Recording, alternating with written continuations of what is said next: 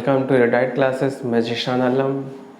आज हम इस वीडियो में पढ़ेंगे electric field due to a charge non conducting sphere. हम गॉस लॉ के थ्रू किसी non conducting solid sphere uniformly charge के आसपास इलेक्ट्रिक फील्ड फाइंड करना सीखेंगे। तो सबसे पहले हम ये नॉन कंडक्टिंग सॉलिड स्फीयर ले लेते हैं जो यूनिफॉर्मली चार्ज है, जिसका रेडियस कैपिटल आर है और इस पे जो टोटल चार्ज है वो कैपिटल क्यू है। और रो क्या है?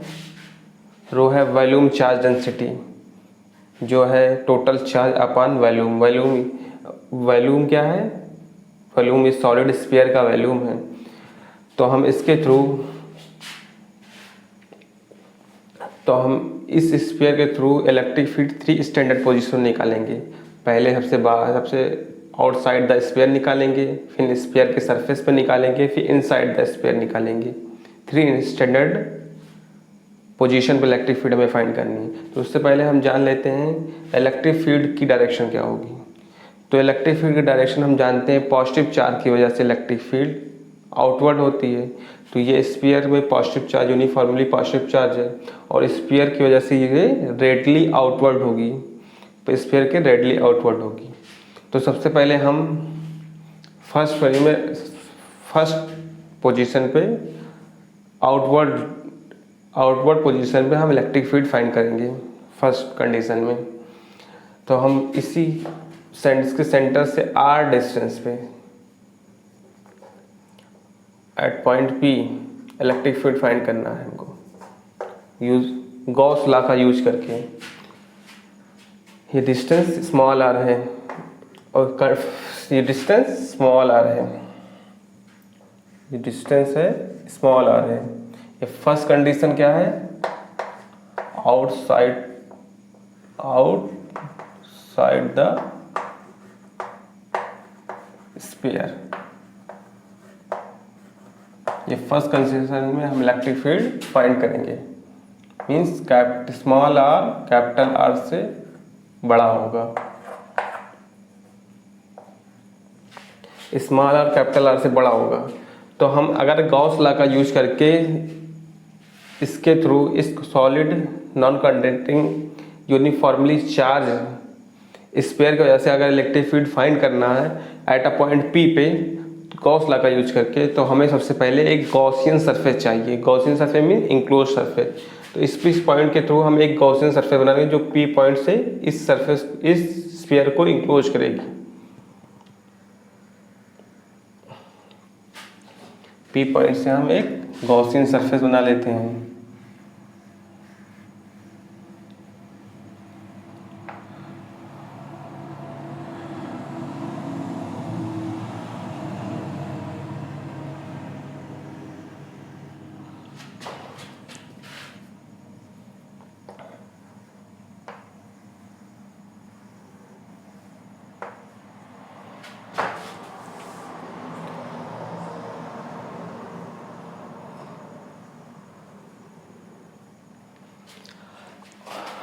पी पॉइंट से हम एक गॉसियन सरफेस बना लिए, जो कि ये स्मॉल स्फीयर, जो ये सॉलिड स्फीयर है, इसको इंक्लोज कर ली पूरी तरह से। तो हम सबसे पहले इस स्फीयर के द्वारा इस स्फीयर के इनसाइड जितना चार्ज है उसे फाइंड करेंगे। तो अगर ये स्फीयर इस गॉसियन स्फीयर के अंदर कितना चार्ज है, जितना चार्ज इस स्फीयर पे है, टोटल चार्ज क्यू है स्फीयर पर, तो Q in equal to Q charge enclose by Gaussian surface equal to charge on the solid sphere हो जाएगा। कि जितना चार्ज इस पे है ये गॉसियन सरफेस द्वारा इंक्लोज किया गया है। तो गॉस लॉ के थ्रू अगर हम इलेक्ट्रिक फील्ड फाइंड करते हैं तो क्या होता है? Integration of E dot D S equal to Q upon epsilon naught. E dot D L ले लेते हैं। ये क्या है? इलेक्ट्रिक फील्ड और ये एरिया वेक्टर। और अगर हम इसको ओपन करेंगे, तो E into D A, E dot d ए क्या आ जाएगा, cos theta means angle between electric field and area vector. तो हम इलेक्ट्रिक फील्ड और एरिया वेक्टर के बीच में एंगल फाइंड कर लेते हैं एट पॉइंट P। तो एट पॉइंट P पे हम इलेक्ट्रिक फील्ड और एरिया वेक्टर की डायरेक्शन फाइंड कर लेंगे। तो हमने अभी बताया था कि पॉजिटिव चार्ज की वजह से इलेक्ट्रिक फील्ड आउटवर्ड होती है, तो स्फीयर में electric field positive charge radially outward होगी। तो सबसे पहले हम यहाँ फाइंड करते हैं एरिया वेक्टर। अगर छोटा सा एरिया डीए ले लिए, तो उसका डायरेक्शन क्या होगा, perpendicular to the surface, DA direction होगा, डीए वेक्टर, सॉरी इसको क्यू ऊपर लिख देते हैं, Q in equal to capital Q. DA का डायरेक्शन क्या होगा, परपेंडिकुलर टू द सरफेस। अगर हम छोटा सा सरफेस ले लिए एट अ पॉइंट P, हमें अगर डी का डायरेक्शन देखना, इसी जगह पे हम छोटा सा सरफेस ले लिए और वहां पे हम एरिया वेक्टर का डायरेक्शन देखें, तो ये परपेंडिकुलरली आउटवर्ड होगा, परपेंडिकुलर होगा इससे, इस सरफेस की। और हम इलेक्ट्रिक फील्ड जानते हैं पॉजिटिव चार्ज की वजह से आउटवर्ड होती है, तो अगर पॉजिटिव चार्ज की वजह से इनसाइड द स्फीयर की वजह से यहाँ से इलेक्ट्रिक फील्ड रेडली आउटवर्ड होगी। अगर पॉइंट P पे हम इलेक्ट्रिक फील्ड फाइंड करें तो ये क्या होगी, रेडली आउटवर्ड E वेक्टर। तो हम देख रहे हैं इलेक्ट्रिक फील्ड और एरिया वेक्टर की सेम डायरेक्शन है, तो यहाँ पे थीटा इक्वल टू 0 हो जाएगा। तो अगर हम इलेक्ट्रिक फील्ड फाइंड करेंगे, यहाँ पे इलेक्ट्रिक फील्ड फाइंड करेंगे, तो आगे अगर सॉल्व करेंगे, E D A cos theta means 0 degree है यहाँ पे, इक्वल टू, और Q equals by upon epsilon not.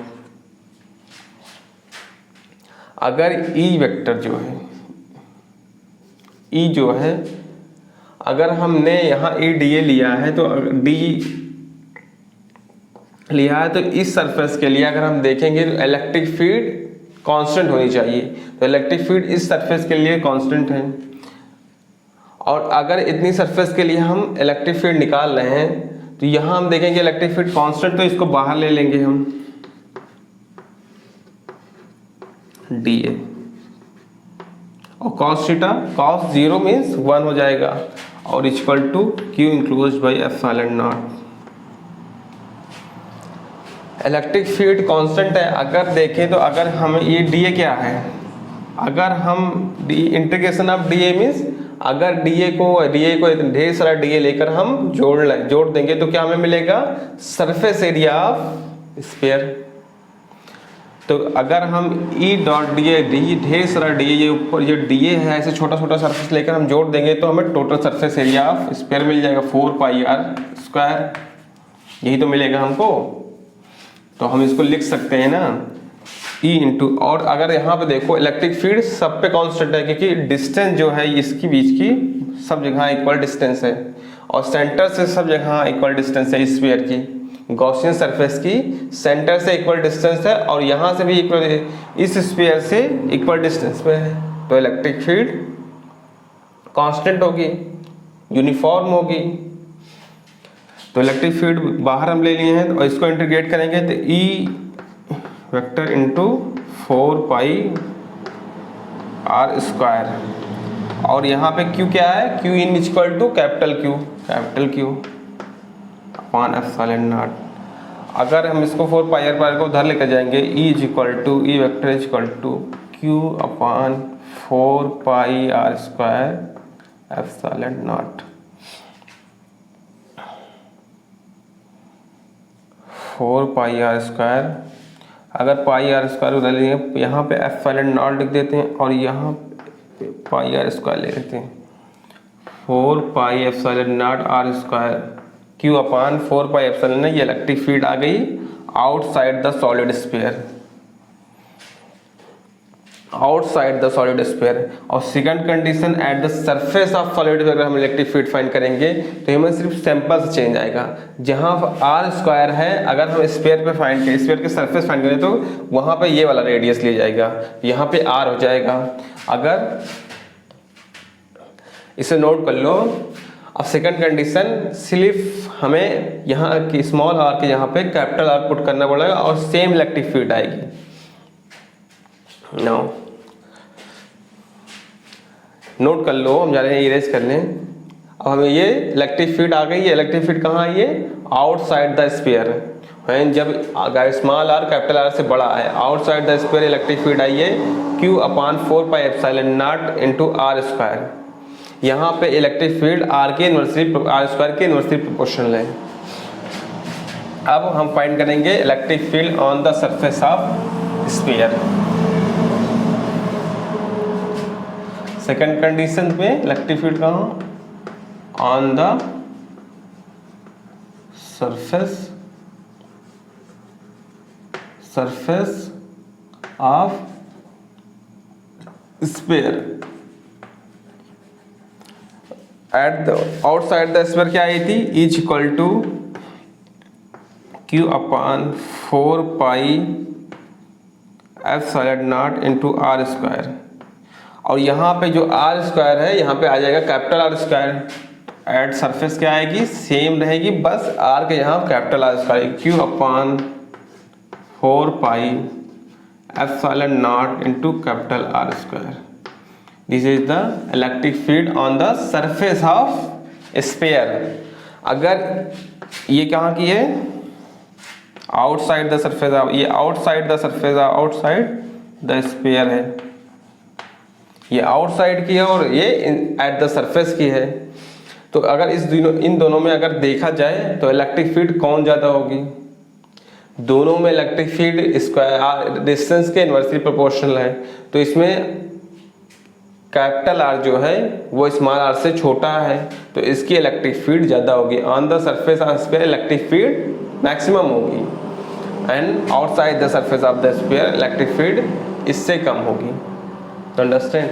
अब हमें इलेक्ट्रिक फील्ड फाइंड करना है inside the sphere, inside the sphere, inside the surface of the sphere हमें इलेक्ट्रिक फील्ड फाइंड करना है। नोट कर लो इसको, हम इरेज करने जा रहे हैं।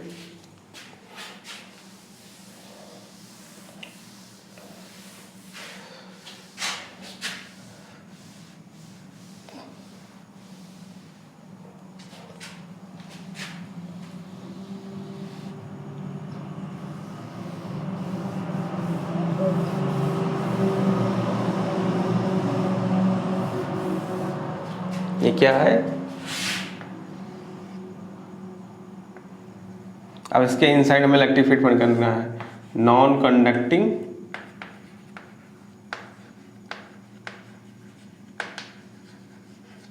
Solid sphere.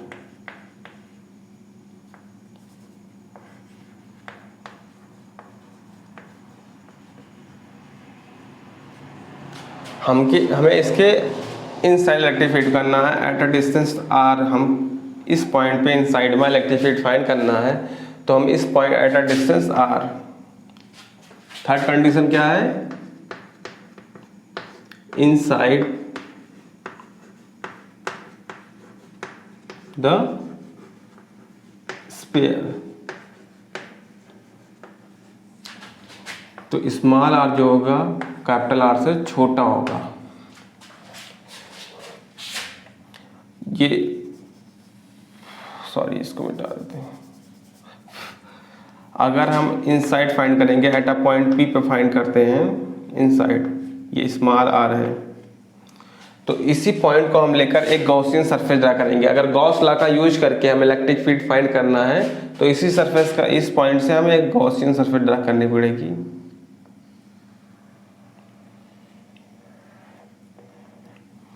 जो कि इस स्फीयर के जो सॉलिड स्फीयर की सरफेस है इससे हर जगह इक्वल डिस्टेंस पे होगी इसकी सरफेस, गॉसियन सरफेस।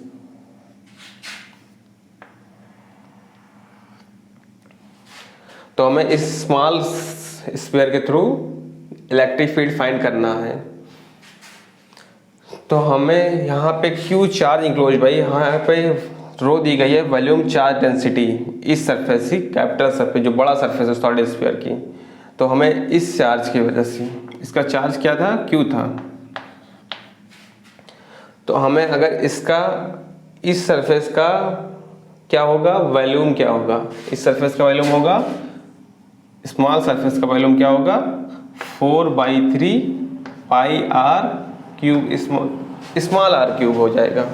तो हमें इसके स्मॉल सरफेस के द्वारा जो चार्ज इंक्लोज किया है उसे फाइंड करने के लिए क्यू इन इक्वल टू इसके डेंसिटी से इसके वॉल्यूम को मल्टीप्लाई कर देंगे।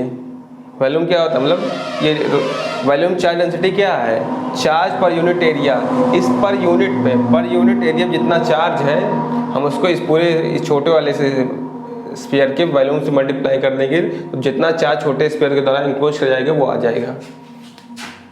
4/3 क्यू इन क्या होगा,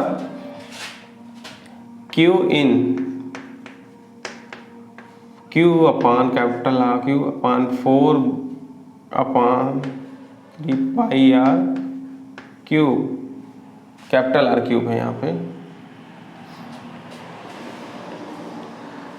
4/4 आए थे। अब मल्टीप्लाइड बाई क्या आएगा, इसके वॉल्यूम से हमें मल्टीप्लाई कर देंगे। इसका वॉल्यूम क्या होगा, 4/3 पाई स्मॉल आर क्यूब, ये इसका स्फीयर का इस रेडियस से।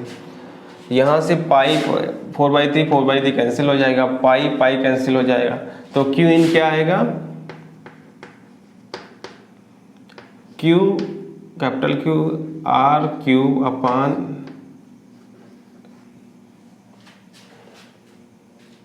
Capital R cube.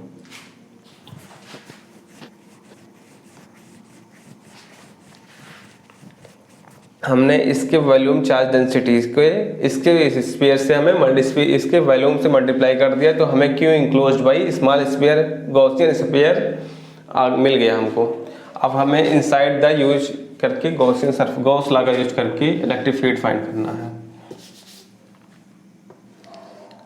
Q enclosed by E dot d A equal to q in upon epsilon naught. अगर हम ई डॉट डी ए को ओपन करेंगे तो क्या आएगा, E into D A cos theta. अब कॉस थीटा क्या है, angle between electric field and area vector. तो एंगल फाइंड कर लेते हैं। अगर हम इस पॉइंट पे, पॉइंट पी है ये, इस पे अगर छोटा सा एरिया लेकर इलेक्ट्रिक एरिया वेक्टर का डायरेक्शन देखते हैं, तो एरिया वेक्टर डी ए क्या होगा, area vector D a surface के परपेंडिकुलर होगा, डी ए डायरेक्शन है। और अगर हम इलेक्ट्रिक फील्ड का डायरेक्शन देखते हैं, ये भी तो स्फीयर है और पॉजिटिव चार्ज इंक्लोज किया हुआ है, तो रेडली आउटवर्ड होगी, इस रेडियस से जाएगी electric field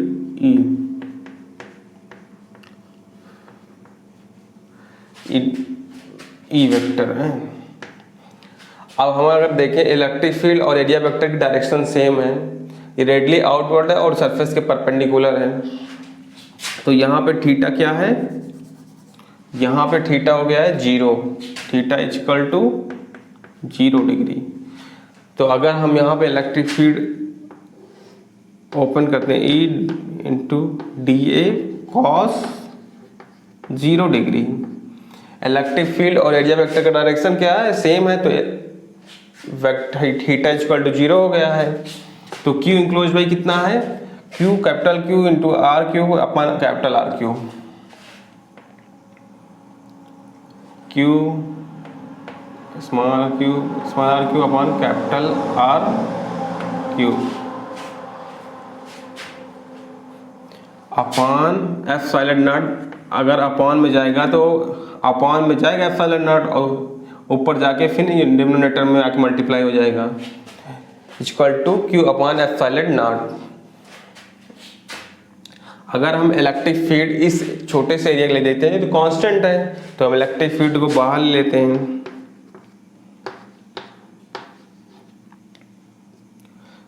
electric field constant, electric field को बाहर ले दे तो इंटीग्रेशन ऑफ डी लेंगे और cos 0 इक्वल टू 1 होता है, cos 0 1 हो जाएगा, equal to Q capital R small R cube upon capital R cube to epsilon naught. अगर डी जो है, अगर छोटा छोटा डी लेकर हम पूरा छोटा छोटा डी लेकर पूरा जोड़ेंगे तो हमें क्या मिलेगा, surface area of the sphere. कौन सा स्फीयर, इनसाइड, जो इनसाइड स्फीयर है उसका सरफेस एरिया मिलेगा। तो सरफेस एरिया ऑफ स्फीयर तो क्या मिलेगा, total surface area of the sphere, मतलब surface area of the sphere क्या होगा, इस स्फीयर का 4 पाई और यहाँ पर कौन सा small R square equal to small R square equal to capital Q R cube upon capital R cube into epsilon naught. और यहाँ से हम इलेक्ट्रिक फील्ड फाइंड करें तो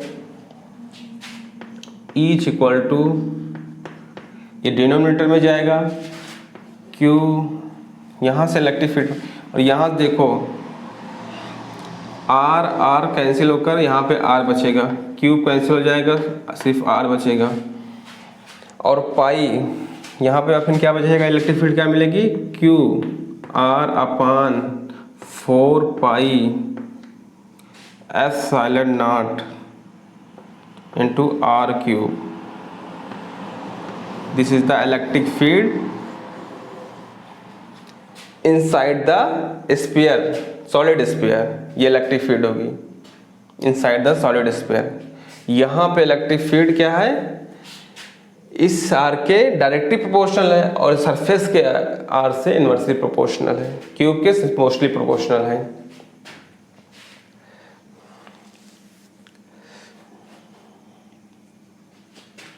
अगर हम इसका ग्राफ बनाएं तो क्या होगा, देखो अब इसका ग्राफ ड्रा कर लेते हैं। इनसाइड क्या होगी, इनसाइड बढ़ेगी, इनसाइड घटेगी, बाहर बढ़ेगी।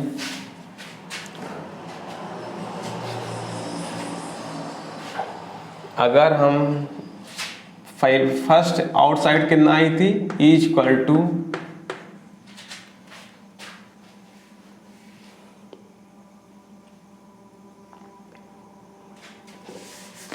इसका ग्राफ बनाएं, आउटसाइड पे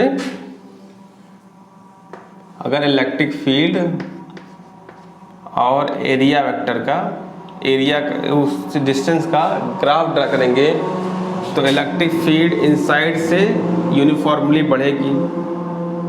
इनसाइड में अगर इलेक्ट्रिक फील्ड जैसे जैसे आएगी, आर डिस्टेंस बढ़ेगा, जैसे जैसे आर डिस्टेंस बढ़ेगा वैसे इलेक्ट्रिक फील्ड यूनिफॉर्मली बढ़ेगी, 20 से जाएगी, यूनिफॉर्मली बढ़ेगी।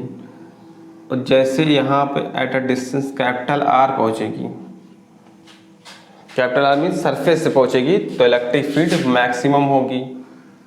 मैक्सिमम क्या होगी, 1/4 पाई, क्या होगी मैक्सिमम पे, 1/4 pi epsilon not into capital Q upon R capital R square. और जैसे सरफेस पहुंचेगी वहां से तुरंत आर इनवर्सली पहुंचेगी, तो जैसे सरफेस के बाहर और डिस्टेंस पे जाएगी तो इलेक्ट्रिक फील्ड घटेगी डायरेक्टली। यहाँ पे E is equal to inversely proportional of R square, और यहाँ पे E directly proportional to R था। जैसे जैसे आर बढ़ रहा था वैसे वैसे इलेक्ट्रिक फील्ड बढ़ रही थी, और जैसे सरफेस पहुंची मैक्सिमम हो गई, है ना R is equal to capital R, तो सरफेस मैक्सिमम हो गई। मैक्सिमम होने के बाद जैसे सरफेस से बाहर गई तुरंत घटने लगी। This is the graph of electric field at 3 standard position, outside, inside, out at the surface and outside electric field. ये इनसाइड है जब तक, और ये सरफेस पे है, और ये आउटसाइड है।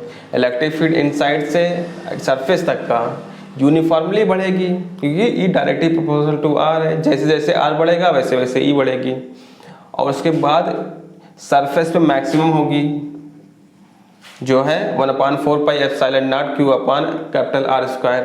कैपिटल आर क्या है, सरफेस का डिस्टेंस है सेंटर से, और उसके बाद क्यू ई इनवर्सली प्रोपोर्शनल हो गई आर स्क्वायर की, तो ये डायरेक्टली इनवर्सली लगातार घट गई हर तुरंत।